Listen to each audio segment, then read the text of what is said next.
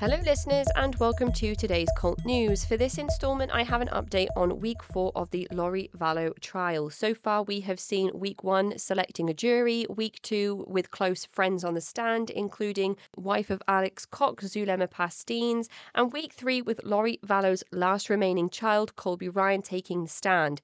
Week 4 has now rounded up with some of the most difficult testimony so far. On Monday, Summer Shiflett, Lori's sister, was in court with some family and sat with the prosecution along with Kay and Larry Woodcock. There was lots of data shown and wedding photos of Lori Vallow and Chad Daybell weeks after the murders of their 2 children, dancing on her Hawaiian beach.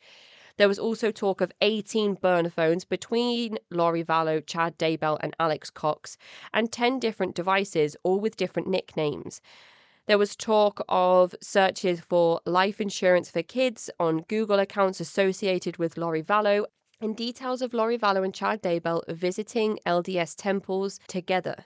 On Tuesday, we learnt of the movements on the accounts linked to Alex Cox, with lots of calls and texts between Lori, Alex and Chad during the time the kids were thought to have been killed. This is the same with Tammy Daybell's murder, where Alex Cox's phone was linked close to the Daybell's house on the night Tammy died. Lori's sister Summer Shiflett took to the stand, and there was a very emotional phone call played, where Summer demanded to know why Lori Vallow hadn't told her the truth about the children when it's obvious that she knew. Interestingly, Lori Vallow said, in response to Summer saying, "You were dancing on a beach in Hawaii. Yes, weeks after they died. I deserve some happiness." On Wednesday, there was a bombshell in the courtroom when the official cause of death for both Tylee Ryan and JJ Vallow was announced. This was not something that had been released up until this day. JJ Vallow's cause of death was listed as asphyxiation with signs of a struggle around his fingers and arms, and Tylee Ryan's cause of death has officially been listed as homicide by unspecified means, meaning that it is known she was killed. It's just not known exactly what caused her death. On Thursday, 8 different witnesses took to the stand, including experts on bones, talking about bone damage, tools used on certain bones recovered from Tylee's gravesite, tools sent for examination, prints and blood found on the tools taken from Chad Daybell's tool shed, and DNA being linked to Tylee Ryan and JJ Vallow that was found on those tools. It was also discussed that teeth were sent for testing to confirm that this was in fact Tylee Ryan and JJ Vallow that was found on Chad Daybell's property. There was talk of latent prints and the little finger on the right hand, as well as a partial palm print on the right hand, both belonging to Alex Cox, found within some of the evidence collected from the burial sites. Some of the expert testimony suggested that this was not a typical dismemberment, as there appeared to be a lot of impact through the pelvic area of Tylee's body.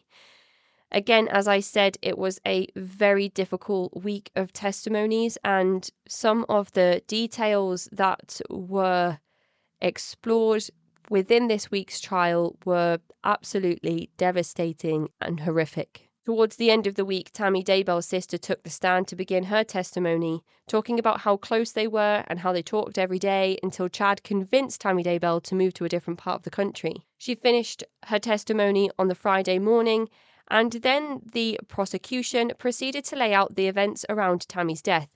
There were 10 witnesses throughout the day on Friday, even though it was a half day in the courtroom. There were calls played of Chad calling 911 to inform them of his wife's death.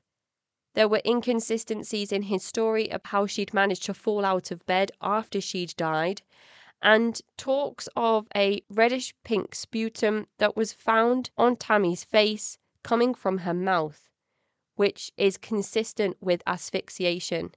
It was also heard within the courtroom that Tammy Daybell's cause of death has officially been changed from a pulmonary edema to homicide. And that is a weekly roundup. Of course, I've missed loads of stuff out. If you want to know more, you really have to go to eastidahonews.com and follow Nate Eaton's really comprehensive coverage of this case. And I just want to take a minute to remember Tylee Ryan, JJ Vallow, Tammy Daybell, and Charles Vallow.